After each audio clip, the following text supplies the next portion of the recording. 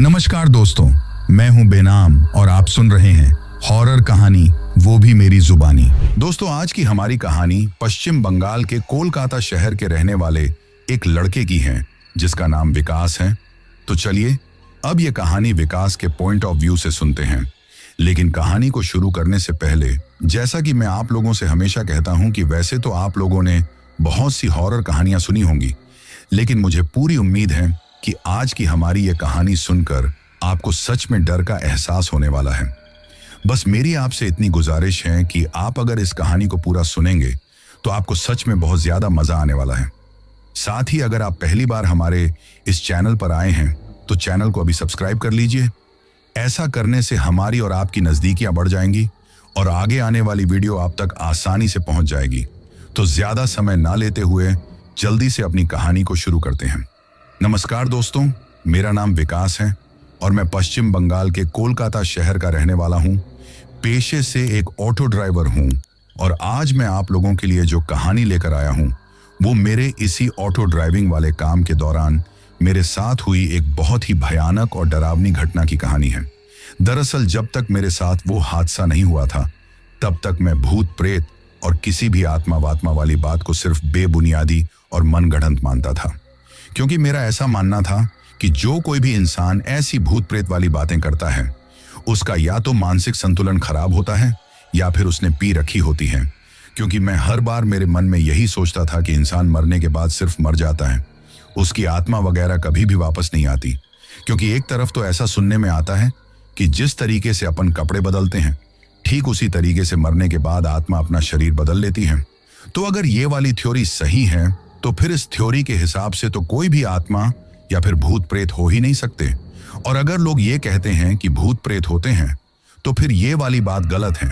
कि जिस तरीके से इंसान कपड़े बदलते हैं ठीक वैसे ही एक आत्मा भी मरने के बाद अपना पहले वाला शरीर छोड़कर दूसरा शरीर धारण कर लेती है। यानी कि इन दोनों में से कोई ना कोई एक बात तो झूठी है। लेकिन मुझे जो झूठ लगता था वो भूत प्रेत वाली बात ही लगती थी। पर जब मेरे खुद के साथ एक बार कुछ ऐसा हुआ जिसको अपनी आंखों के सामने होता हुआ देखकर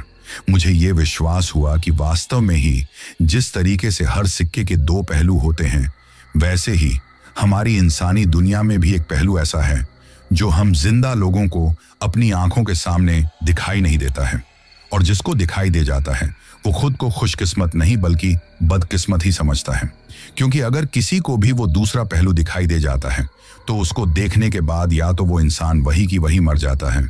या फिर उसका मानसिक संतुलन कुछ इस तरीके से बिगड़ जाता है कि वो किसी को कुछ भी बताने के लायक नहीं रहता। और जब मेरे साथ वो घटना हुई थी तब मुझे भी कुछ ऐसा ही लगा था कि धीरे धीरे मैं पागलों की जैसी हरकतें करने लगा हूं। पर मैंने समय रहते खुद को संभाला और जो गलती मैंने उस रात की थी मैंने उस गलती को आज तक भी दोबारा से अपनी जिंदगी में कभी भी नहीं दोहराया। शायद इसी वजह से मैं अब तक आप लोगों को ये कहानी सुनाने के लिए जिंदा बचा हूं। वरना उस रात तो मुझे ये लगा था कि आज की रात मेरी जिंदगी की आखिरी रात है। दरअसल ये बात आज से लगभग 6 साल पहले की है। उस वक्त मेरी उम्र यही कोई 22 से 23 साल के आसपास में थी और मैंने उससे पहले से ही ऑटो चलाने का काम शुरू कर दिया था। क्योंकि मेरी माँ तो मुझे पैदा करते टाइम ही चल बसी थी, तो ऐसे में मैंने अपने बाबा को ही एक माँ और पिता के रूप में देखा था। लेकिन अब धीरे धीरे शायद उनका भी मुझको छोड़कर जाने का टाइम नजदीक आ गया था। क्योंकि पिछले कुछ सालों से उनकी तबीयत इतनी ज्यादा खराब रहने लगी थी कि वो खुद से कुछ काम कर ही नहीं पाते थे। इसी वजह से घर की आर्थिक स्थिति इतनी खराब हो गई थी कि मुझे खुद को ही उतनी कम उम्र में पढ़ाई छोड़कर ऑटो चलाने के जैसा काम करना पड़ा था। इसके साथ ही घर की सारी जिम्मेदारी, बाबा का और मेरा खाना बनाना और ऊपर से ये सारे काम निपटाने के बाद ऑटो चलाकर घर में 2 पैसे बटोरने का काम भी मैं किया करता था। पर जितने भी पैसे मैं कमाकर लाता था वो सारे के सारे बाबा की दवाइयों में ही खर्च हो जाते थे। पर फिर भी मुझे इस बात का कोई मलाल नहीं था, क्योंकि जब भी अपना काम खत्म करके घट पर जाता था तो जब वो मुझे घर पर बैठे हुए दिखाई देते थे मेरे लिए उतना ही काफी था। अब मेरी इन सब बातों को सुनकर आप लोग सोच रहे होंगे कि मैं आप लोगों को जिस डरावने हादसे की कहानी सुनाने के लिए आया हूं उसके बारे में बात ना करके मैं आपको ये किस तरह की बोरिंग बातें कह रहा हूं। पर इन सब बातों को कहने के पीछे का मेरा मकसद सिर्फ इतना ही है कि कई बार लड़कों को अपनी जिंदगी में इतना कुछ कॉम्प्रोमाइज करना पड़ता है कि उस चीज के चलते वो अपनी असली प्रतिभा को खो देते हैं। इसके साथ ही आज मैं आप लोगों को इस कहानी के जरिए एक बात पूछना चाहता हूं कि आपकी जो वसीयत होती है उसमें बेटियां हिस्सा तो ले लेती हैं, लेकिन अगर बेटा बाप की बीमारी के चलते कोई लोन उठाता है तो शादी के बाद बेटी उसकी किस्त नहीं भरती है। तो ये अपने समाज का कैसा सिस्टम है? अगर आप लोगों को मेरी ये बात गलत लगी है तो भी आप मुझे कमेंट करके इसका जवाब देना, और अगर सही लगी है तो फिर आप इस चीज को किस तरीके से देख रहे हो इसके बारे में भी मुझे जरूर बताना। हालांकि मैं जानता हूं कि बहुत से लोग इस बात के ऊपर कंट्रोवर्सी करेंगे, लेकिन मुझे इन सब चीजों से कोई फर्क नहीं पड़ता। अब समय को ज्यादा खराब ना करते हुए मैं आप लोगों को सीधा उस पॉइंट पर लेकर चलता हूं जहां से इस कहानी की शुरुआत हुई थी। दरअसल जैसा कि मैंने आप लोगों को कहानी में पहले बताया कि आज से लगभग 6 साल पहले वो जनवरी का महीना चल रहा था। लगभग 6 या 7 जनवरी के आसपास की तारीख थी और रात को लगभग 9 बजे के आसपास मैं दिन भर ऑटो चलाने के बाद पूरी तरीके से थक हार कर घर की तरफ लौट रहा था। पर जनवरी जैसे महीने में कोलकाता के अंदर जो ठंड पड़ती है उसको सिर्फ कोलकाता में रहने वाले लोग ही समझ सकते हैं। इस महीने में ठंड के साथ साथ इतना ज्यादा कोहरा पड़ता है कि आपको सड़क पर स्ट्रेट लाइट होने के बावजूद भी सामने का कुछ भी ठीक तरीके से दिखाई नहीं देता है, और चारों तरफ इतना ज्यादा अंधेरा रहता है कि गलती से भी अगर आप थोड़ी सी भी ज्यादा स्पीड में चलते हैं तो आपके एक्सीडेंट होने के पूरे पूरे चांस रहते हैं। इसी वजह से उस कड़ाके की ठंड और धुंध के बीच में अपने ऑटो को बेहद ही धीमी रफ्तार में चलाते हुए घर की तरफ जा ही रहा था। पर तभी अचानक से ही जैसे ही मैं एक गली के अंदर अपने ऑटो को घुमाता हूं तो उस गली में घुसते ही मुझे सामने की तरफ एक औरत खड़ी हुई दिखाई देती है, जिसके हाथ में एक खाने का टिफिन था, और दूर से देखने पर मुझे उसका पेट थोड़ा सा बाहर की तरफ आया हुआ दिखाई दिया। लेकिन फिर जैसे जैसे मेरा ऑटो उसके करीब गया तो मुझे उसको देखकर समझ में आ गया था कि वो औरत पेट से है। पर तभी वो अचानक से ही मुझे हाथ देकर रुकने का इशारा करती है, लेकिन उस वक्त मेरा उसके पास रुकने का कोई इरादा नहीं था, क्योंकि रात के लगभग 9 बजे से भी ज्यादा का टाइम हो चुका था और बाबा की दवाइयों का टाइम हो रहा था। साथ ही ऐसा भी नहीं था कि मैंने उस दिन कुछ कमाया नहीं था, बल्कि उस दिन सुबह से लेकर उस वक्त तक मेरी अच्छी खासी कमाई हो गई थी। तो ऐसे में मैं अब दोबारा से किसी भी सवारी को लेने के मूड में नहीं था, इसीलिए मैं अपने ऑटो की रफ्तार को धीमा नहीं करता हूं। पर तभी अचानक से ही वो गुलाबी रंग की साड़ी पहनी हुई गर्भवती औरत मेरे ऑटो के बिल्कुल सामने आ जाती है। और वो तो अच्छा हुआ कि मैंने समय रहते ब्रेक लगा लिए, वरना मेरे ऑटो की उसको टक्कर लग सकती थी। इसी वजह से वहां पर ऑटो रोकते ही मैं थोड़ा सा बाहर की तरफ झुककर उस औरत से कहता हूं कि अरे मेम साहब, आज तो आप बाल बाल बच गई, वरना आपको टक्कर लग सकती थी। आप इस तरीके से किसी का भी ऑटो मत रुकवाया करो, और वो भी ऐसी हालत में। आपको तो बहुत ज्यादा संभल कर रहना चाहिए। अब मेरे इतना कहते ही वो मुझसे कहती हैं कि काफी टाइम से यहाँ पर खड़ी हूँ और मुझे कोई भी ऑटो वाला नहीं मिल रहा है, मुझे जल्द से जल्द हॉस्पिटल पहुंचना है। तो अब उस औरत ने जब मुझसे ये बात कही तो मैं उससे कहता हूं कि देखिए मेम साहब, मैं पूरे दिन से ऑटो चलाकर थक चुका हूं और अब मुझे जल्द से जल्द अपने घर पहुंचना है, क्योंकि घर पर मेरे बाबा के पास उनकी देखरेख करने वाला दूसरा कोई भी नहीं है। इसी वजह से मैं आपको नहीं लेकर जा सकता। आप ऐसा करो कि यहां से इस गली से निकलकर मेन सड़क की तरफ चले जाओ, वहां पर आपको जरूर कोई ना कोई दूसरा ऑटो या फिर टैक्सी मिल जाएगी। तो मेरे ऐसा कहते ही वो औरत मुझसे कहती हैं कि मैं इस गली से बाहर नहीं जा सकती। अब जैसे ही उस औरत ने मुझसे ये बात कही तो मुझे उसकी ये बात बहुत ज्यादा अजीब लगी। उस वक्त मैं मेरे दिमाग में सोचता हूं कि आखिर ऐसी क्या बात है जिसकी वजह से ये इस गली से बाहर नहीं जा सकती। तो जैसे ही मैं उससे इस बात के बारे में पूछता हूं तो फिर वो थोड़ा हंसते हुए मुझसे कहती हैं कि अरे तुम तो जानते ही होगे कि जब कोई लड़की पेट से होती है तो घर वालों की तरफ से उसके ऊपर 1000 तरह के नियम और बंदी से लगा दी जाती हैं। तो इसी वजह से मैं खुद से पैदल चलकर इस गली से बाहर नहीं जाती हूँ, पर शायद आज मेरी ये प्रॉब्लम ठीक हो जाएगी। अब जैसे ही उसने ये बात बोली तो मैं उससे पूछता हूँ कि आज के बाद ऐसा क्या होने वाला है। तो वो मुझसे कहती हैं कि आज मेरी हॉस्पिटल में डिलीवरी है और मुझे रात के 12 बजे से पहले पहले हॉस्पिटल पहुंचना बहुत जरूरी है। ऊपर से मेरे पेट में काफी ज्यादा दर्द भी हो रहा है। अब तो मुझसे ठीक तरीके से यहाँ पर खड़ा भी नहीं रहा जा रहा। ये बात बोलते हुए उस औरत ने अपना चेहरा बहुत ही अजीब तरीके से बना लिया था। यानी कि उस वक्त वो बिल्कुल उदास दिखाई दे रही थी, पर अब उसकी उस उदासी को और उसको उस हालत में देखकर मुझे उसके ऊपर तरस आ जाता है, क्योंकि मुझे मेरी जिंदगी का वही पल याद आता है जिसको मैंने अपनी आंखों से तो कभी नहीं देखा, लेकिन जो मैंने सुना था उस बात की वजह से मैं वहां पर थोड़ा इमोशनल हो जाता हूं। यानी कि मुझे मेरी माँ की याद आ जाती है कि वो भी मुझे जन्म देते टाइम सिर्फ इसी वजह से चली गई थी, क्योंकि बाबा उनको टाइम पर अस्पताल नहीं पहुंचा पाए थे। ऐसे में डॉक्टर उनको नहीं बचा पाए। पर अब मैं नहीं चाहता था कि जो चीज मेरी माँ के साथ हुई थी वो किसी और के साथ भी हो। इसी वजह से मैं उसी वक्त गीता आंटी को फोन लगाता हूँ और उन्हें बाबा की दवाई देने के लिए कह देता हूँ। तो मेरे कहने पर गीता आंटी मुझसे कहती हैं कि ठीक है, तू टेंशन मत ले, वो जो कोई भी है तू उसको अस्पताल छोड़कर आराम से वापस आ जाना। अब गीता आंटी के ऐसा कहते ही मुझे बाबा की टेंशन तो नहीं रहती है। तो फिर ऐसे में मैं उस औरत से कहता हूं कि ठीक है मेम साहब, आप पीछे बैठ जाइए,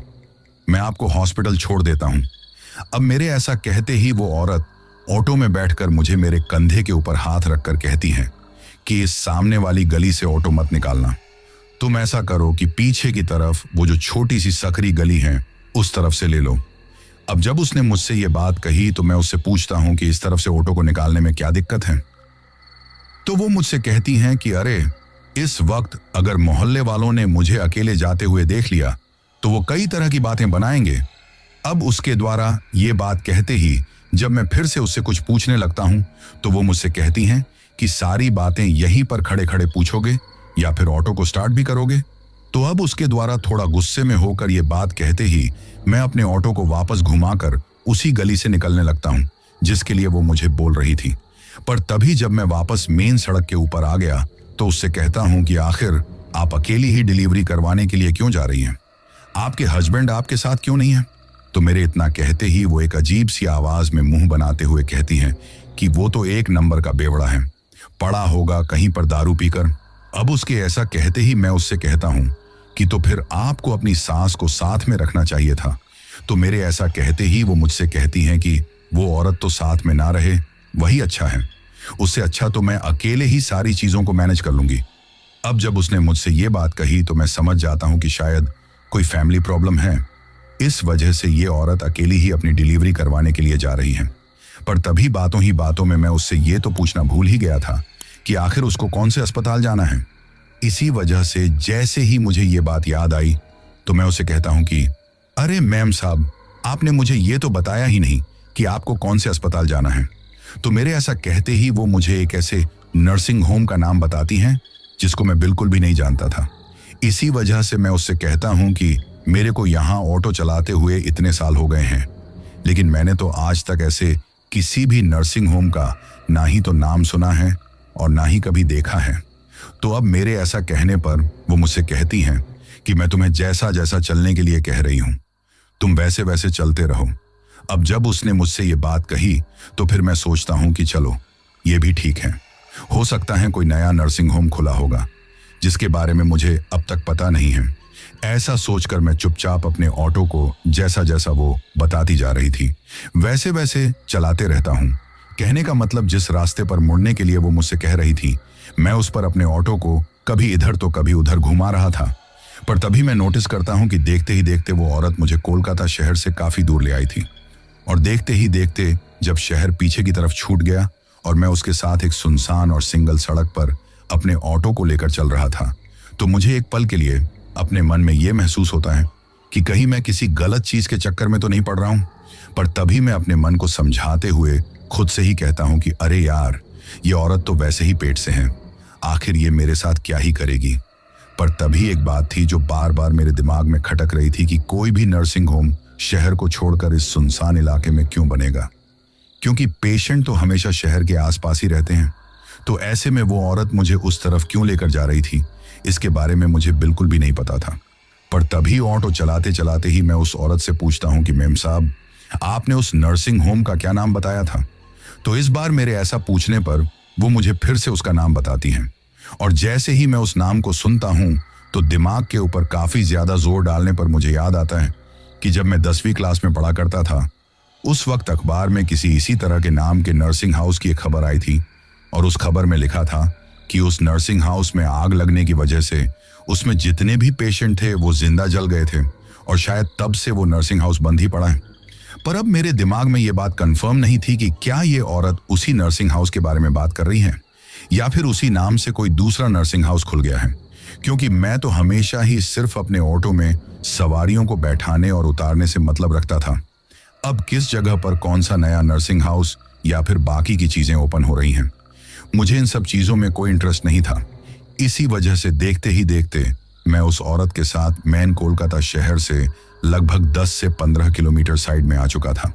लेकिन फिर इतनी दूर आने के बावजूद जब मैं उस औरत के साथ बिल्कुल एक सुनसान इलाके में पहुंच गया तो मैं उससे कहता हूं कि मैम साहब, बड़ी अजीब बात है,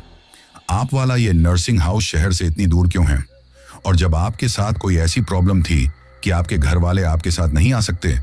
तो फिर आपको शहर के ही किसी अस्पताल में डिलीवरी करवा लेनी चाहिए थी। आप यहाँ इतनी दूर इस सुनसान जगह पर क्यों आ रहे हो? तो मेरे ऐसा कहते ही वो औरत मुझसे कहती है कि अरे, शहर में तो मेरी वो खड़ूस सास वहां तक पहुंच जाती, इसी वजह से मैं यहाँ आई हूँ। अब जब ये चीज हो रही थी तो उस वक्त तक रात के लगभग 10 बजने को आए थे और उस सुनसान सड़क पर धुंध और अंधेरा इतना ज्यादा था कि मुझे ऑटो की हेडलाइट की रोशनी में सामने से ज्यादा दूर का कुछ भी दिखाई नहीं दे रहा था। पर तभी अचानक मेरी आंखों के सामने मुझे कुछ ऐसा दिखता है जिसको देखते ही मेरी हालत खराब हो जाती है। दरअसल जब मैं उस सड़क के ऊपर अपने ऑटो को लेकर चल रहा था तो चलते चलते ही मुझे अचानक से सड़क के बगल में बिल्कुल वैसी ही गुलाबी रंग की साड़ी पहनी हुई एक औरत दिखाई देती है और वो औरत भी पेट से लग रही थी। पर जैसे ही मैं उसके थोड़ा करीब पहुंचा तो उसके चेहरे को देखकर मैं बिल्कुल हक्का बक्का रह जाता हूं, क्योंकि वो तो वही औरत थी जो इतने टाइम से मेरे ऑटो में मेरे पीछे बैठी हुई थी। तो अब अचानक से उस औरत को वहां पर देखकर मैं सोचता हूं कि आखिर एक ही औरत एक साथ 2 जगहों पर कैसे हो सकती है। पर तभी मुझे लगा कि शायद पूरे दिन की थकान की वजह से मुझे ऐसा लग रहा है। इसी वजह से मैं अपनी आंखों को 1-2 बार बंद करके वापस खोलता हूं, लेकिन फिर भी वो औरत मुझे वहीं की वहीं खड़ी हुई दिखाई दे रही थी और जैसे जैसे मेरा ऑटो उसके करीब जाता जा रहा था वैसे वैसे ही वो अपने हाथ से मुझे रुकने का इशारा कर रही थी। पर तभी मैं पीछे की तरफ देखने वाले शीशे पर अपनी नजर डालता हूं और जब मैं उसमें देखता हूं तो मुझे दिखाई देता है कि वो औरत तो अब भी मेरी पीछे वाली सीट पर बैठी हुई है। अब उस वक्त मुझे ये समझ में ही नहीं आता है कि इस हालत में मुझे क्या करना चाहिए। पर तभी जब मैं उस बाहर की तरफ खड़ी हुई ठीक वैसी ही दिखने वाली औरत के पास ऑटो नहीं रोकता हूं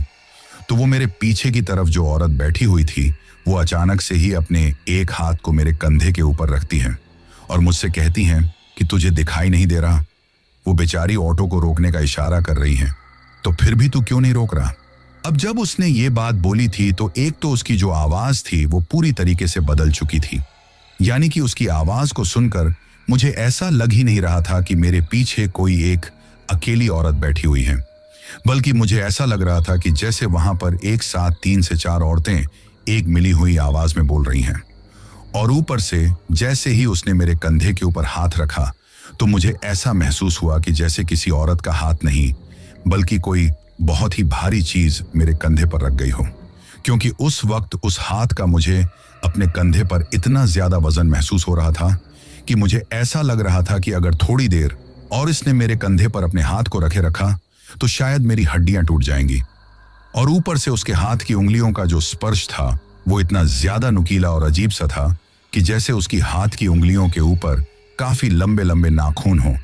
पर यह चीज होते ही मैं अपने ऑटो को वहीं की वहीं ब्रेक लगा देता हूं। पर तब तक वो जो दूसरी गुलाबी साड़ी वाली औरत थी वो थोड़ी पीछे की तरफ छूट गई थी।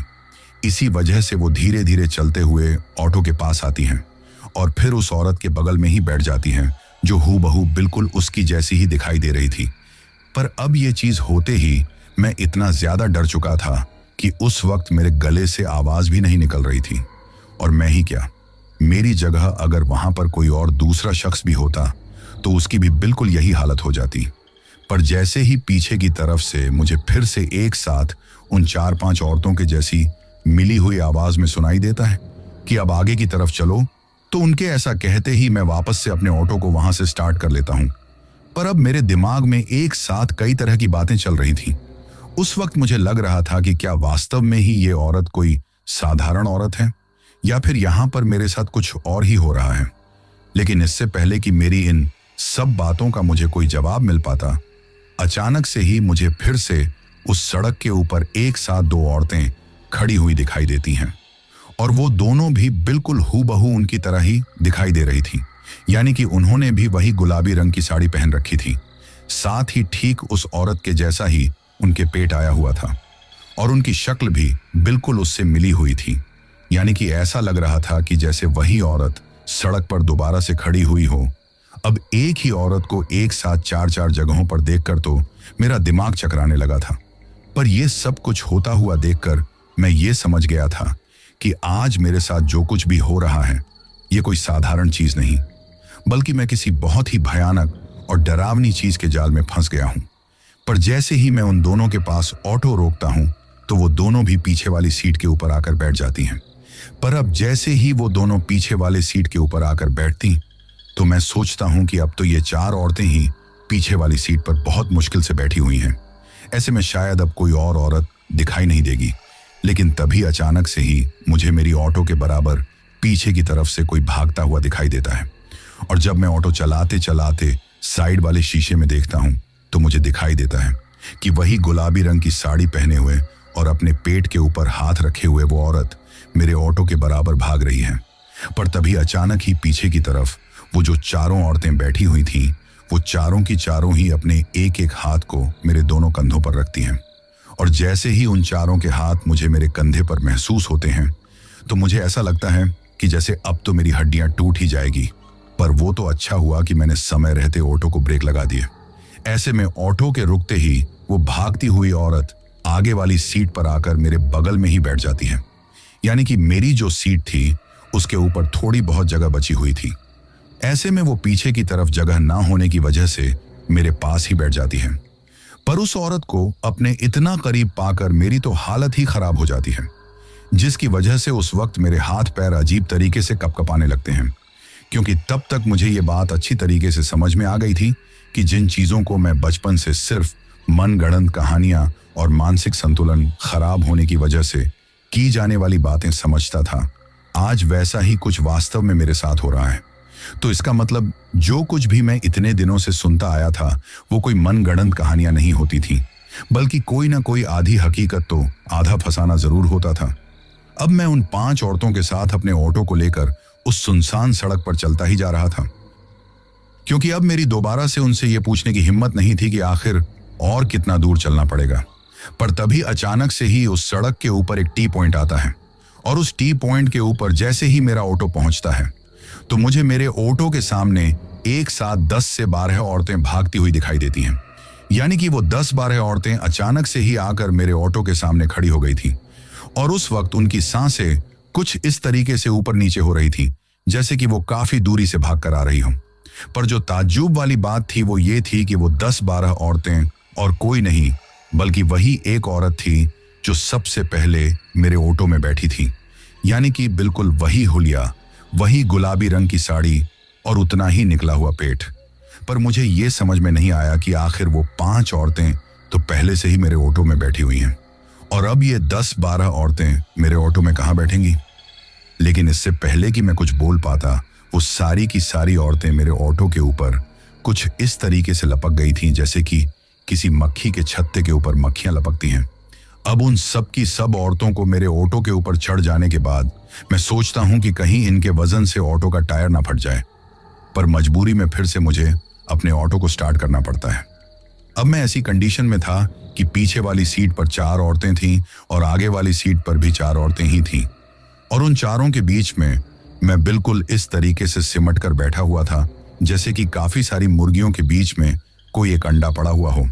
पर आगे वाली सीट पर मेरे दोनों बगल में सिर्फ 2 औरतें ही बैठी हुई थीं। बाकी की जो 2 औरतें थीं वो तो दोनों तरफ लटक ही रही थीं। इसके अलावा बाकी की जितने भी औरतें थीं वो कोई तो ऑटो के ऊपर, कोई ऑटो के पीछे की तरफ और कोई अगल बगल में लटक गई थी। अब एक साथ मेरे साथ वहां पर ये सब कुछ क्या हो रहा था ये मुझे बिल्कुल भी समझ में नहीं आता है। उस वक्त तो मेरे दिमाग ने काम करना ही बंद कर दिया था। पर तभी अचानक से ही मुझे उस सुनसान सड़क के ऊपर एक नर्सिंग हाउस दिखाई देता है जो कि वास्तव में इतना ज्यादा चमक रहा था कि जैसे कुछ दिनों पहले ही उसकी ओपनिंग हुई हो। अब जैसे ही वो नर्सिंग हाउस आया तो वो सारी की सारी औरतें एक साथ बोलती हैं कि यहीं पर रोक दो। तो उनके ऐसा कहते ही मैं अपने ऑटो को वहां पर रोकता हूं और ऑटो रोकने के बाद मुझे ये महसूस हो रहा था कि शायद आज मेरी इन लोगों से जान बच जाएगी। लेकिन उस वक्त मुझे इस बात का जरा भी अंदाजा नहीं था कि मैं कितना ज्यादा गलत सोच रहा हूं, क्योंकि जैसे ही मैंने वहां पर ऑटो रोका और वो सारी की सारी एक तरह की दिखने वाली औरतें वहां उतरी, तो उनके वहां उतरते ही जैसे ही मैं अपने ऑटो को वहां से वापस घुमाने लगा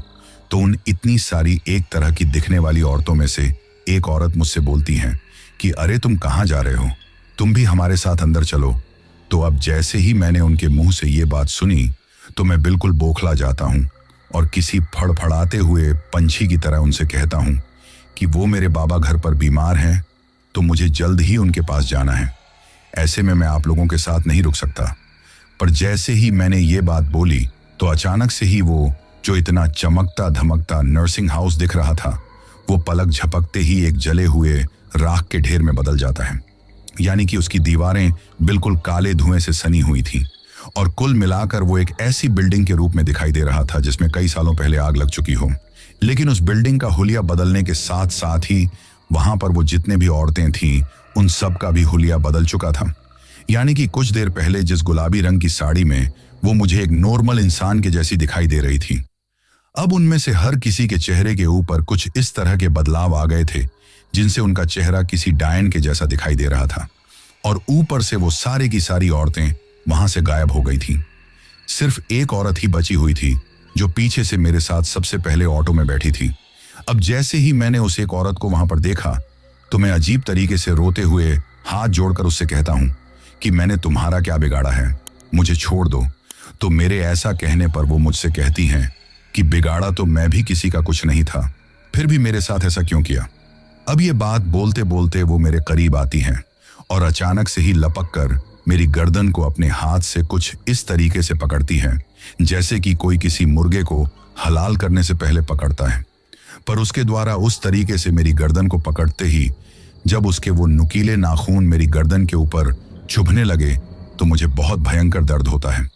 और उस दौरान मैं उसके दोनों हाथों को पकड़कर उससे अपनी गर्दन को छुड़ाने की कोशिश कर रहा था। पर तभी मुझे ऐसा लगता है कि जैसे थोड़ी ही देर में दम घुटने की वजह से मैं मर जाऊंगा। इसी वजह से मैं मन ही मन उस वक्त भगवान को याद करने लगता हूं और उनसे यही प्रार्थना करने लगता हूं कि भगवान आज कैसे भी करके मुझे इस चंगुल से बाहर निकाल लो। मैं आज के बाद कभी भी रात के वक्त किसी सवारी को ऑटो में बिठाना तो दूर की बात है, बल्कि रात के वक्त ऑटो चलाना ही बंद कर दूंगा। अभी मैं मेरे मन में ऐसा सोच ही रहा था कि तभी अचानक से ही मेरी ऊपर वाली जेब में मेरा जो मोबाइल था वो बज उठता है और जैसे ही उस मोबाइल की रिंगटोन बजती है तो उसमें हनुमान चालीसा बजने लगती है। पर अब यहाँ पर मेरी ये बात सुनकर आप में से बहुत से लोग कहेंगे कि मन गढ़ंत कहानी है और कहानी बनाने के लिए कुछ भी बोल रहा है। पर इस चीज को मैं आप लोगों को क्लियर करना चाहता हूं कि उस वक्त मेरी जेब में वो जो मोबाइल था वो मेरा नहीं था, बल्कि वो मोबाइल मेरे बाबा का था। क्योंकि मेरा मोबाइल तो 3-4 दिन पहले ही चलते हुए ऑटो से गिर जाने की वजह से खराब हो गया था और जब मैंने उसको सुधारने के लिए दिया तो रिपेयर करने वाले ने मुझसे कहा था कि उसको हफ्ता भर लग जाएगा। इसी वजह से उस दौरान मेरे बाबा मुझे अपना मोबाइल देकर भेजते थे, क्योंकि वो मुझसे कहते थे कि अगर मुझे कुछ काम होगा तो मैं अगल बगल के किसी भी आदमी से तुम्हारे पास फोन कर लूंगा, लेकिन तुम्हारे पास हर वक्त फोन रहना जरूरी है। इसी वजह से उस टाइम पर शायद वो शीला आंटी के मोबाइल से ही मेरे पास फोन कर रहे थे, या फिर हो सकता है उस टाइम पर शीला आंटी उनको दवाई देने के लिए घर गई होगी।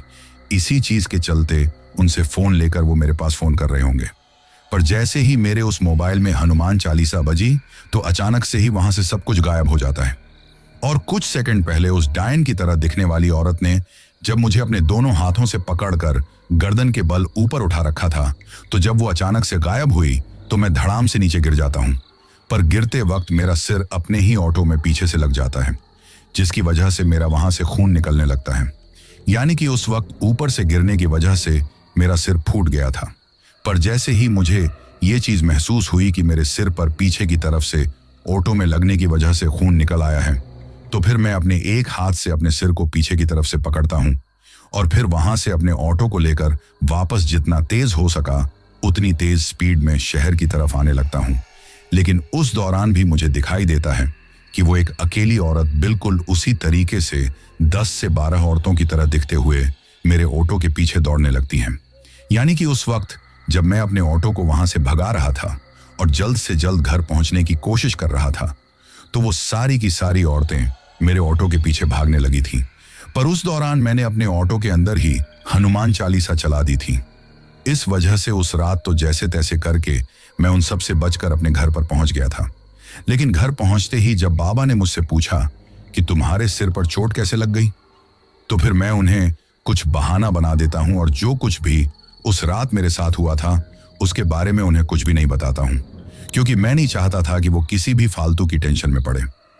अब उस रात जब मैं उस भयानक हादसे से बचकर आ गया तो मुझे लगा था कि मेरा उन सब से पीछा छूट चुका है। पर उस वक्त मुझे इस बात का अंदाजा ही नहीं था कि मेरी ये सोच कुछ ही दिनों में आगे चलकर गलत साबित होने वाली है,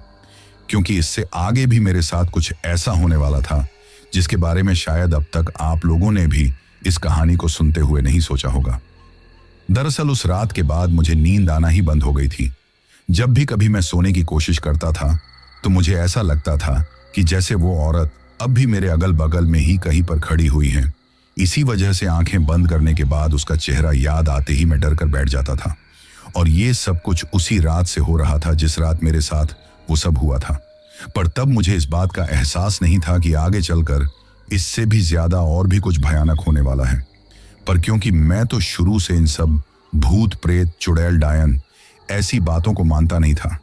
इस वजह से मैंने कभी इन चीजों के ऊपर इतना ज्यादा गौर भी नहीं किया था कि अगर आपके साथ कभी ऐसा हकीकत में ही हो जाए तो आपको इन सब चीजों से कैसे छुटकारा पाना चाहिए। इसीलिए मैं इस चीज को नहीं समझ पा रहा था कि ये जो कुछ भी मेरे साथ हो रहा है, इन सब चीजों से मैं अपना पीछा कैसे छुड़ाऊं। लेकिन उसके लगभग 2 दिन बाद ही एक रात को जब मैं अपने घर पर बैठा बैठा कुछ काम कर रहा था तो उस दौरान अचानक से ही मेरे बाबा को काफी तेज खांसी चलने लगती है। हालांकि उन्हें दमा की बीमारी पहले से ही थी और उनको उस तरह से खांसी चलना मेरे लिए कोई बड़ी बात नहीं थी। कहने का मतलब वो कभी कभार थोड़ा जरूरत से ज्यादा खांस लिया करते थे। लेकिन उस दिन तो जब वो काफी देर तक खांसते रहे तो फिर मैं वहां से उठकर उनके पास जाता हूं। पर जैसे ही मैं उनके पास गया तो मैं देखता हूं कि उनके मुंह से खांसी के साथ साथ ब्लड भी आने लगा था। तो वो चीज देखकर मैं समझ गया था कि उनकी तबीयत बहुत ज्यादा खराब हो गई है। इसी वजह से मैं तुरंत ही उन्हें अपने ऑटो में बिठाकर हॉस्पिटल की तरफ लेकर जाने लगता हूं। लेकिन जैसे ही मैं उनको ऑटो में लेकर अस्पताल की तरफ निकला तो थोड़ी दूर आते ही अचानक से बारिश आना स्टार्ट हो गई थी। अब एक तो ऊपर से वो पीछे वाली सीट पर पड़े पड़े इतनी जोर जोर से खांस रहे थे कि उनको उस तरीके से खांसता हुआ देखकर मुझे ये लग रहा था कि कहीं उनको कुछ हो ना जाए। और ऊपर से उस बारिश ने मेरी मुश्किलें और बढ़ा दी थी। लेकिन फिर जैसे ही मैं उनको एक पास के अस्पताल में लेकर पहुंचा तो वहां पर जाने के बाद मुझे पता चलता है कि वो हॉस्पिटल तो कुछ दिनों के लिए बंद पड़ा है, क्योंकि वहां पर कंस्ट्रक्शन का कुछ काम चल रहा था। ऐसे में उस अस्पताल का जो सारा काम था वो वहां से थोड़ी ही दूर किसी दूसरी बिल्डिंग में शिफ्ट कर दिया गया था। कहने का मतलब जितने भी मरीज और बाकी का जो भी कुछ था वो उस बिल्डिंग में ऑपरेट हो रहा था। इसी वजह से मैं उस बिल्डिंग का एड्रेस लेकर अपने बाबा को वहां लेकर जाता हूं। पर जैसे ही मैं उनको वहां लेकर जाता हूं तो रिसेप्शन वाले मुझसे कहते हैं कि हमारे जो दमा के स्पेशलिस्ट डॉक्टर हैं वो किसी पेशेंट को देखने के लिए उसके घर गए हुए हैं। ऐसे में उनको अस्पताल आने में थोड़ी देर लग सकती है। अब जब उन्होंने मुझसे ये बात कही और दूसरी तरफ स्ट्रक्चर के ऊपर पड़े पड़े मेरे बाबा उस वक्त तक इतनी बुरी तरीके से खांसते जा रहे थे कि उनको उस तरीके से खांसता हुआ देखकर मुझे ये लग रहा था कि अगर थोड़ी देर और ये इसी तरीके से खांसते रहे तो खांसते खांसते ही इनकी यहीं पर मौत हो जाएगी। इसी वजह से मैं उस रिसेप्शन वाली लड़की से कहता हूं कि आप मुझे उस जगह का एड्रेस बताओ जहां पर वो गए हुए हैं, मैं खुद जाकर उन्हें ले आता हूं। तो मेरे ऐसा कहते ही वो रिसेप्शन के ऊपर जो लड़की थी वो मुझसे कहती हैं कि वो तो इस वक्त हॉस्पिटल नहीं आ सकते, क्योंकि बाहर की तरफ काफी तेज बारिश आ रही है और जिस गाड़ी से वो गए थे वो गाड़ी भी वहीं पर बंद पड़ गई है। ऐसे में वो इस वक्त आपके लिए अवेलेबल नहीं हो पाएंगे। अब जब उस लड़की ने मुझसे ये बात कही तो फिर मेरी टेंशन और ज्यादा बढ़ जाती है। ऐसा में मैं उससे हाथ जोड़कर रिक्वेस्ट करता हूं कि मैं खुद से उनको जाकर ले आऊंगा। आप मुझे वहां का एड्रेस दे दीजिए, तो मेरे काफी ज्यादा रिक्वेस्ट करने पर वो लड़की मुझे किसी जगह का एड्रेस तो नहीं देती हैं, लेकिन मुझे एक मोबाइल नंबर देती हैं। तो अब जैसे ही मैं उस मोबाइल नंबर को उस लड़की से लेता हूं तो मैं फटाफट अपने ऑटो में बैठकर वहां से निकल जाता हूं और फिर ऑटो चलाते चलाते ही उस नंबर पर कॉल लगाने लगता हूं, क्योंकि वो नंबर देते टाइम उस रिसेप्शन वाली लड़की ने मुझसे कहा था कि ये नंबर उन डॉक्टर का ही है, आप एक बार उनसे बात कर लीजिए। इसी वजह से जैसे ही मैंने उस तेज बारिश के बीच जब फोन लगाया तो 2-4 रिंग जाने के बाद सामने की तरफ से कोई कॉल तो अटेंड कर लेता है, लेकिन उस तरफ से कोई भी आवाज नहीं आ रही थी। मेरे द्वारा कई बार हेलो हेलो करने के बावजूद भी सामने की तरफ से कुछ रेडियो के चलने के जैसी आवाज आती है और फिर अचानक से ही फोन कट जाता है।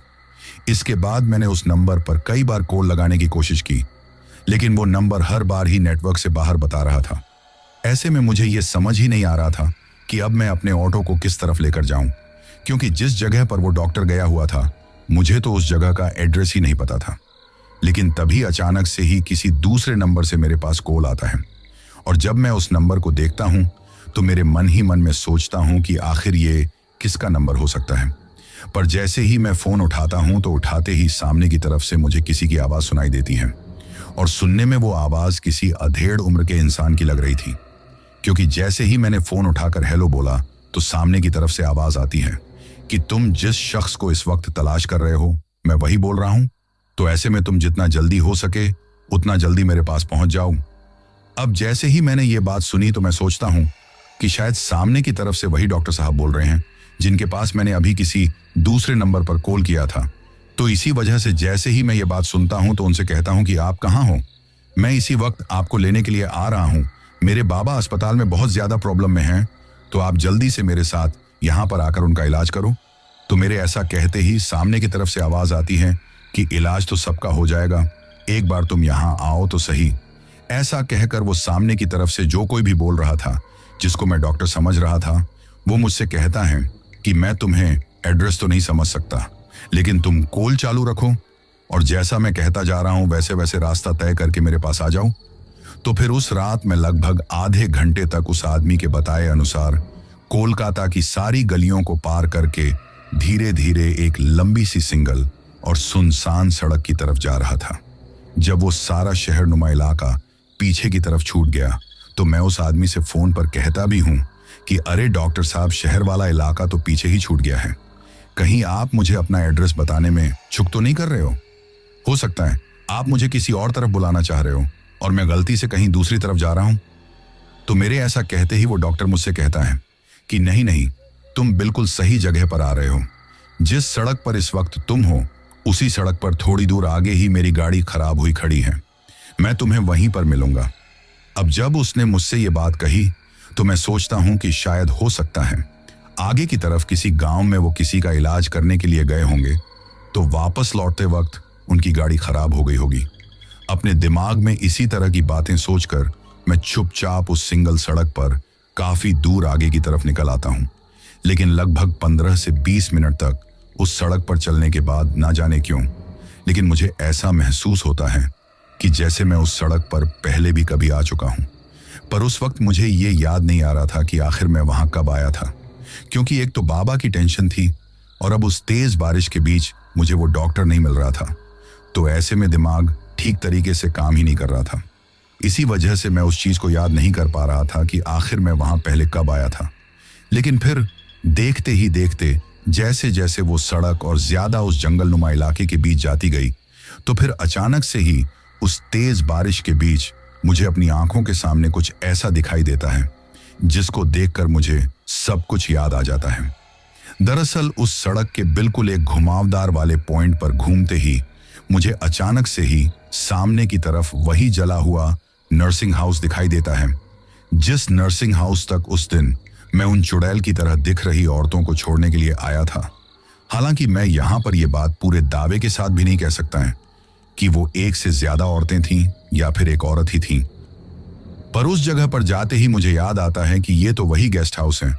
जहां पर मैंने आज से 2-4 दिन पहले ही बहुत मुश्किल से अपनी जान बचाई थी। अब ये बात दिमाग में आते ही मैं फोन को उठाकर काफी तेज आवाज में कहता हूं कि अरे डॉक्टर साहब, लगता है मैं आपकी बात को समझने में चूक कर गया, क्योंकि मैं किसी बहुत गलत जगह पर आ गया हूं। अभी मैं इतना बोल ही रहा था कि तभी सामने की तरफ से वो जो कोई भी था उसकी काफी तेज तेज हंसने की आवाज आती है और फिर वो मुझसे कहता है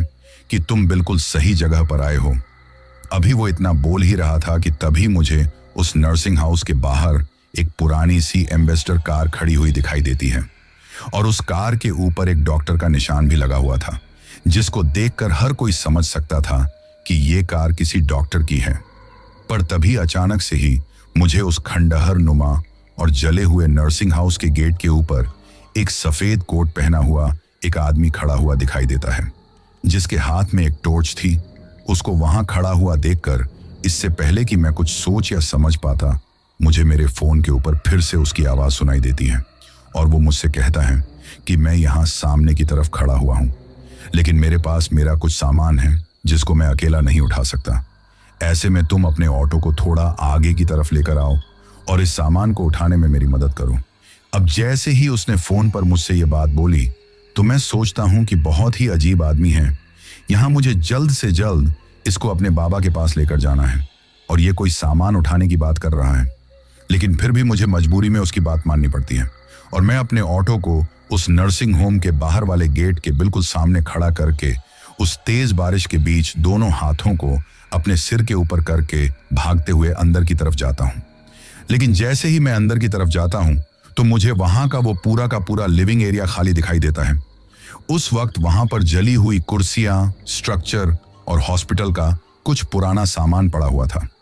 इसके साथ ही उन काली हो चुकी दीवारों के हर कोने में काफी मोटे मोटे मकड़ी के जाले लगे हुए थे और फर्श पर इतनी ज्यादा धूल जमी हुई थी कि उस वक्त वहां मेरे कदमों के भी निशान बन गए थे। कहने का मतलब फर्श के ऊपर इतनी ज्यादा मिट्टी थी कि जैसे ही मैं वहां अंदर की तरफ गया तो मेरे जो जूतों के निशान थे वो उस फर्श पर बन जाते हैं। लेकिन तभी मैं अपने मोबाइल की फ्लैशलाइट ऑन करके जब देखता हूं तो मुझे दिखाई देता है कि जितनी दूर तक मैं उस लिविंग एरिया में अंदर तक आया था वहां पर सिर्फ मेरे आने के ही पैरों के निशान थे। पर यह चीज मुझे बिल्कुल भी हजम नहीं होती है, क्योंकि अभी कुछ देर पहले ही तो वो डॉक्टर वहां पर खड़ा हुआ था, तो फिर ऐसे में मेरे अलावा वहां पर किसी दूसरे इंसान के उस धूल भरे फर्श के ऊपर पैरों के निशान क्यों नहीं थे, ये बात मुझे बिल्कुल भी समझ में नहीं आती है। पर उस वक्त मैं ये भूल गया था कि वहां पर मेरे अलावा तो कोई दूसरा जिंदा इंसान मौजूद ही नहीं था। अब मैं आप लोगों से ऐसा किस वजह से कह रहा हूं, ये तो शायद आप लोग समझ गए होंगे, और अगर फिर भी आप नहीं समझे तो थोड़ी ही देर में समझ जाएंगे। हालांकि अब कहानी के सबसे इंटरेस्टिंग पॉइंट पर आकर बीच में ही आपकी इस कहानी को डिस्टर्ब करना बिल्कुल नाजायज है, लेकिन फिर भी मैं आप लोगों से एक रिक्वेस्ट कर रहा हूं कि वीडियो के अंदर आपको नीचे कोने में व्यू प्रोडक्ट्स का एक ऑप्शन दिखाई दे रहा होगा। आप लोग वहां पर क्लिक करके अपने मनपसंद का कुछ भी सामान मंगवा सकते हैं। सर्दियों के मौसम के अकॉर्डिंग और जरूरत के सामान के हिसाब से मैंने बहुत सारे प्रोडक्ट्स को यहाँ पर टैग किया है, तो आप लोग एक बार जाकर वहां पर विजिट जरूर करना। दरअसल अब जब मुझे उस धूल भरे फर्श के ऊपर अपने अलावा किसी और के पैरों के निशान दिखाई नहीं देते हैं, तो उस वक्त मैं अपने मन में सोचता हूं कि कहीं मेरे साथ वही सब कुछ तो नहीं होने वाला जो आज से 2-4 दिन पहले ही यहां पर हुआ था। लेकिन इससे पहले कि मैं इस बात को पूरी तरीके से समझ पाता, उससे पहले ही मुझे अचानक से मेरे सामने वही सफेद कोट वाला आदमी दिखाई देता है। उस वक्त वो अंदर के एक कमरे से निकलकर बाहर की तरफ आ रहा था और उसके हाथ में एक बड़ा सा काले रंग का बैग था जो कि दिखने में बहुत भारी लग रहा था। पर तभी जब मेरे फोन की फ्लैशलाइट उसके पैरों की तरफ पड़ी तो मैं देखता हूं कि जब वो उस फर्श के ऊपर चलता हुआ मेरी तरफ आ रहा था तो उस फर्श की मिट्टी के ऊपर उसके पैरों के निशान बिल्कुल भी नहीं बन रहे थे।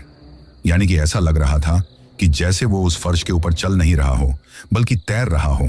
पर जब तक मैं इस चीज को समझ पाता उससे पहले ही वो अचानक से मेरे पास आता है और फिर मुझसे कहता है कि हमें थोड़ी देर और यहाँ पर रुकना पड़ेगा, एक छोटी सी इमरजेंसी आ गई है।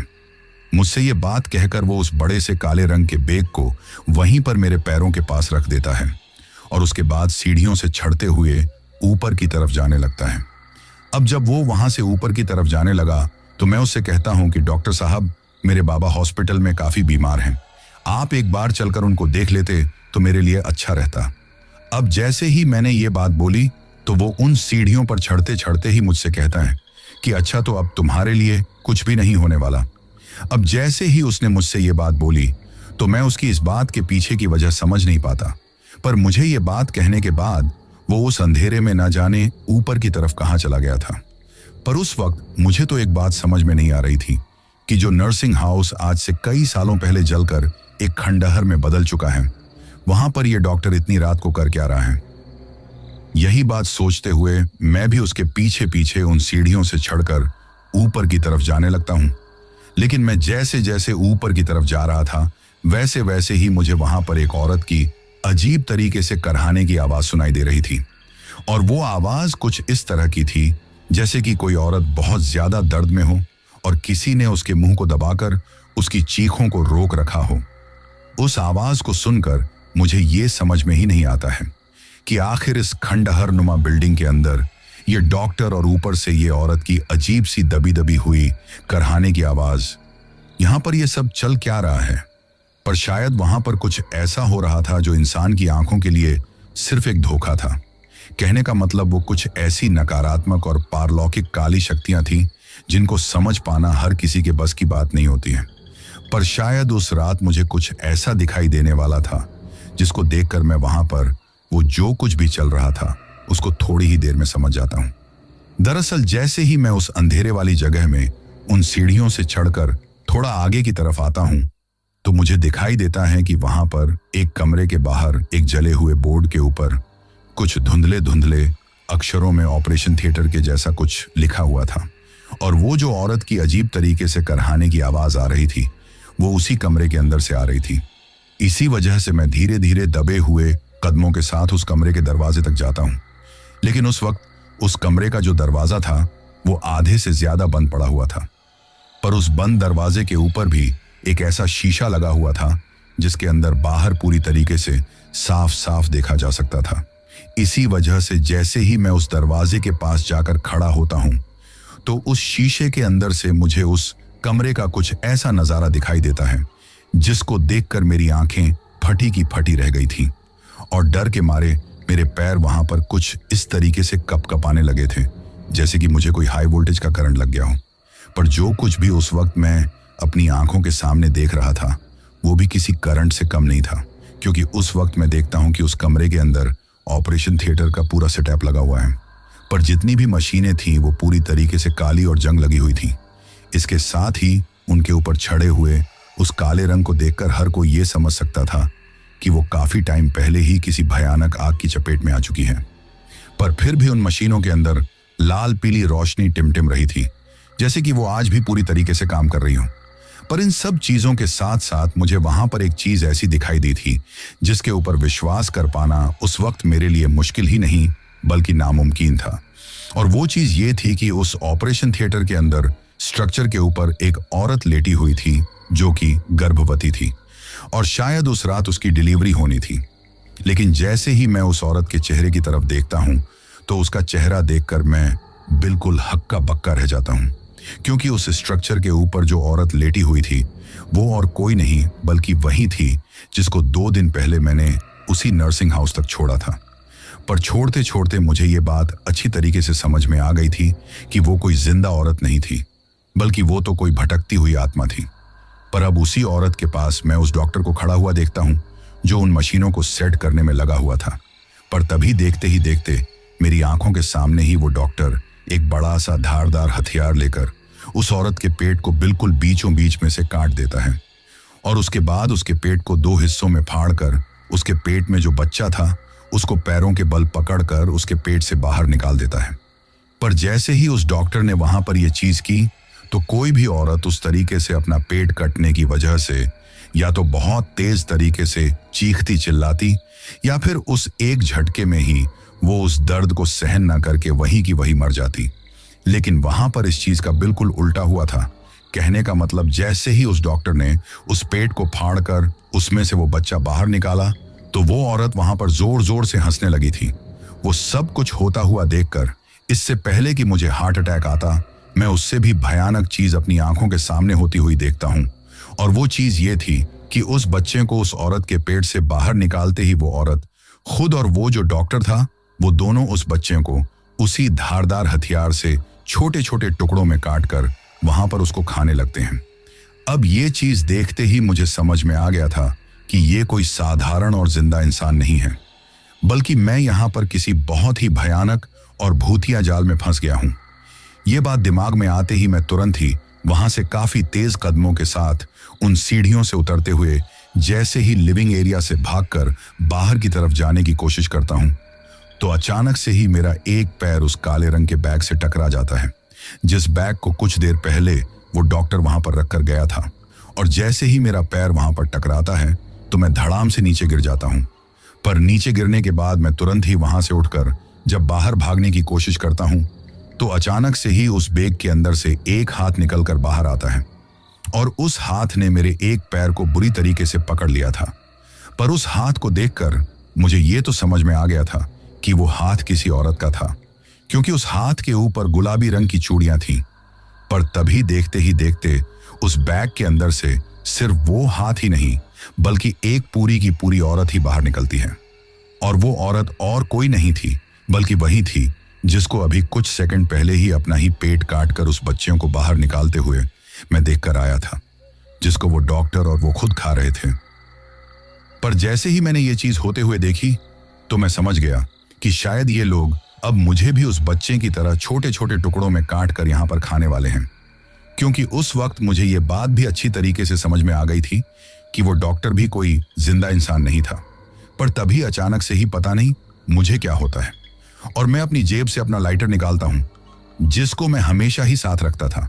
उस लाइटर को अपनी जेब से निकालकर मैं झट से ही अंगूठे से दबाकर जब उसको जलाता हूं, तो जलाने के बाद उस औरत के हाथ के ऊपर लगा देता हूं, जिससे वो झट से ही अपने हाथ को मेरे पैर के ऊपर से हटा लेती हैं। और इसके साथ ही वहां पर लाइटर जलाने की जो सबसे बड़ी वजह थी वो ये थी कि मैंने बचपन में सुना था कि जो भूत प्रेत और भटकती हुई आत्माएं होती हैं वो आग से दूर भागते हैं। इसी वजह से जैसे ही उस औरत से मेरा पैर छूटता है तो मैं वहां से काफी तेज भागते हुए अपने ऑटो में बैठता हूं और फिर अपने ऑटो को वहां से घुमाकर वापस शहर के उस अस्पताल तक आता हूं। लेकिन जिस दौरान मैं अपने ऑटो को लेकर उस खंडहर नुमा गेस्ट हाउस से शहर की तरफ आ रहा था, उस दौरान उसी नंबर से मेरे फोन पर बार बार कॉल आ रहा था, जिस नंबर से बात करके मुझे उस डॉक्टर की भटकती हुई आत्मा ने वहां बुलाया गया था। पर जब तक मैं उस शहर वाले अस्पताल में पहुंचा, तब तक मेरे वहां पहुंचने से पहले ही मेरे बाबा मुझे हमेशा हमेशा के लिए छोड़कर जा चुके थे। कहने का मतलब, इलाज ना मिलने की वजह से उनकी उसी अस्पताल के अंदर उस स्ट्रक्चर के ऊपर पड़े पड़े ही खास कर मौत हो गई थी। ऐसे में वो रात मेरी जिंदगी की सबसे भयानक और काली रात थी, जिसमें मैंने अपना सब कुछ खो दिया था। लेकिन बाद में मुझे पता चलता है कि उस नर्सिंग हाउस में कई सालों पहले जब आग लगी थी तो मरीजों के साथ एक डॉक्टर भी वहां पर जलकर राख हो गया था, और शायद वो आत्मा उसी डॉक्टर की थी। पर जितने भी लोग उस नर्सिंग हाउस के अंदर जलकर मरे थे वो आज इंसानी खून के प्यासे हो गए हैं, क्योंकि उनको ऐसा लगता है कि जिस वक्त वो उस आगे के अंदर तड़प तड़प कर मर रहे थे, उस दौरान उनकी चीखें सुनकर भी बाहर वाला कोई भी इंसान उनको बचाने के लिए नहीं आया था। इसी वजह से आज वो अपने बदले की आग में इस कदर जल रहे हैं कि उस सुनसान सड़क पर वो किसी को भी अपना शिकार बना लेते हैं। तो दोस्तों, ये थी हमारी आज की कहानी। कहानी आपको कैसी लगी ये आप मुझे कमेंट बॉक्स में कमेंट करके जरूर बताना। दोस्तों, इसके बाद हमारा वही सिलसिला शुरू करते हैं जिसके बारे में मैंने आपको कहा था, और जिन जिन लोगों ने भी पिछली स्टोरी सुनने के बाद कमेंट करके अपना नाम और जगह बताई थी, अब मैं उन लोगों के नाम लेता हूं। तो सबसे पहले गोलू डांगी और सुनीता डांगी हैं भोपाल से, राज तागड़े हैं छिंदवाड़ा से, मोहन मंडल हैं झारखंड से, गायत्री शर्मा हैं अहमदाबाद गुजरात से, नीतू यादव हैं यूपी से, पिंकी लश्कर हैं असम से, आदित्य हैं पटना से, रमेश शर्मा हैं रायपुर से, दीपक ठाकुर हैं दिल्ली से, मुकेश मीणा हैं कोटा राजस्थान से, फैजान अहमद हैं भोपाल से, महेश माहौर और आशा बहान हैं अलीगढ़ से, जितेंद्र मौर्य हैं बरेली से, सरोज ठाकुर हैं बिहार से, सोनू कबीर हैं आगरा से, राहुल वर्मा हैं दिल्ली से, शिवम शाहिल और शुभम हैं बिहार से, समुद्र श्रेष्ठा हैं काठमांडू नेपाल से, रविंद्र हैं आगरा से, स्नेहल मिठे हैं सोलापुर से, शाकिर अंसारी हैं मुंबई से, ममता शैलेश सिंह अलीगढ़ से, अरविंद भाई, गीता बेन, राज, रिंकल, दीप सोनल और स्वरा हैं राजकोट गुजरात से, निहार सिन्हा हैं शिलोंग मेघालय से, शाकी हैं बांग्लादेश से, शुभेंदु सिन्हा हैं असम से, फैजान हैं मालदीव से, नेहा हैं ओडिशा से, पूरण चंद हैं बालोतरा राजस्थान से, वाजिद तबस्सुम हैं पटियाला हाउस लाहौर पाकिस्तान से, अख्तर हुसैन हैं बारामुल्ला कश्मीर से, जीएम शेख हैं अहमदाबाद गुजरात से, अभिजीत नायक हैं गोवा से, मोहम्मद शेख हैं कर्नाटक से, वीरू मेशराम हैं नागपुर से, असलम इदरीसी हैं उत्तम नगर दिल्ली से, राजेश कन्हार हैं ओडिशा से, दीपक चौधरी हैं पालमपुर सालन हिमाचल प्रदेश से, विनोद हैं पुर्तगाल से, सुरेंद्र कुमार हैं मध्य प्रदेश से, नसरीन खान हैं यूपी से, भुवन रामोशी हैं मुंबई से, विपिन कुमार हैं दिल्ली से, सिसिर मंडल हैं गंगापुर से, पुष्पा राणा हैं नागपुर से, नेहा मलिक हैं सोनीपत से, माया शर्मा हैं मॉरिशस से, टूटन दे हैं नागालैंड से, ममता शैलेश सिंह हैं अलीगढ़ से, मीना गुरुंग हैं काठमांडू नेपाल से, जिया आहान और आलिया हैं मालदीव से, निरुपमा नायक हैं ओडिशा से, अयूब हाशमी हैं रायबरेली से, पूनम हैं सोनीपत हरियाणा से, राजश्री हैं ठाणे मुंबई से, श्याम हैं मणिपुर से, राजकुमार वाइबा हैं नेपाल से, शांति टेची हैं अरुणाचल प्रदेश से, पार्वती चलवानी हैं पुणे महाराष्ट्र से, मंसूरा हैं लंदन से, इम्तियाज आलिया अयान और जाफिरा हैं डबलिन आयरलैंड से, रितु थापा हैं मिरुट से, लामा हैं नेपाल से, हजवसा बासुमत्री हैं असम से, पूनम हैं जमशेदपुर से, मोना अली हैं भोपाल से, पूनम धानका हैं राजकोट से, फैजान हैदर हैं लाहौर पाकिस्तान से, राजवीर सिंह बन्ना हैं दूदू जयपुर राजस्थान से, जितेंद्र सिंह जेरी, परमिंदर कौर, हरवीन, अवलीन और सविता हैं जालंधर सिटी पंजाब से, राम अवधेश पटेल हैं उत्तर प्रदेश से, नरेश कुमार लोधी हैं भोपाल मध्य प्रदेश से, दिनेश कुमार हैं हमीरपुर उत्तर प्रदेश से, अरुण चौहान हैं यूपी से, लक्ष्मी शर्मा हैं अहमदाबाद गुजरात से, धर्मराज हैं यूपी से, दिलीप कुमार हैं प्रयागराज से, सुनैना बज्राचार्य हैं काठमांडू नेपाल से, संगीता हैं बलिया से, दिनेश कुमार हैं हमीरपुर से, सिपा बरार हैं भटिंडा पंजाब से, गणेश कुमार हैं चेन्नई से, यूएस तिवारी और हर्ष तिवारी हैं सिरसा प्रयागराज से, अनोखे लाल हैं यूपी से, तेजवीर जाटव हैं नोएडा से, प्रिंस महंतो हैं बेगूसराय बिहार से, रोहित जाटव हैं सीतामंडी से, चेतन, पायल, पिंकल और हितेन हैं गुजरात से, और सबसे लास्ट में रहनुमा शेख हैं नई दिल्ली से। तो दोस्तों, ये थे उन लोगों के नाम जिन्होंने पिछली स्टोरी पर कमेंट करके हमें बताया था कि वो कहां से कहानी सुनते हैं। इसके साथ ही अगर किसी का नाम छूट गया हो तो वो कमेंट करके बताना, कल वाली वीडियो में उनका नाम ले लिया जाएगा। मैंने पूरी कोशिश की है कि किसी का भी नाम ना छूटे। इसके साथ ही अगर अभी तक भी आप लोगों ने चैनल को सब्सक्राइब नहीं किया है तो जल्दी से चैनल को सब्सक्राइब कर लो, क्योंकि आपका ये छोटा सा सहयोग मेरे लिए बहुत ज्यादा मायने रखता है।